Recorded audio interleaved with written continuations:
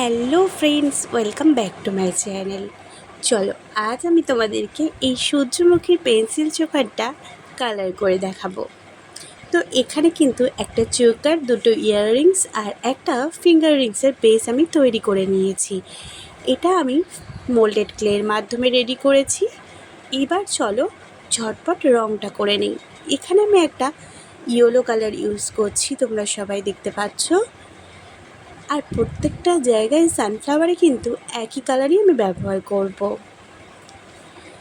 এবার ফিঙ্গার রিংসগুলো যেগুলো রেখেছিলাম সেগুলোতে হাফ সানফ্লাওয়ার রেখেছি, সেগুলোতেও একই রকমভাবে আমি এখানে ইয়েলো কালারটা ইউজ করে নিচ্ছি।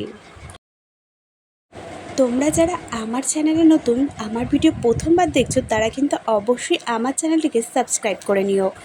পাশে থাকা নোটিফিকেশান বেলটি অন করতে কিন্তু একদমই ভুলো না। চলো, এবার আমি এখানে অরেঞ্জ কালার ইউজ করছি। ইয়েলো কালারের উপরে হালকা করে শেডের মাধ্যমে অরেঞ্জ কালারটা দিয়ে নিচ্ছি।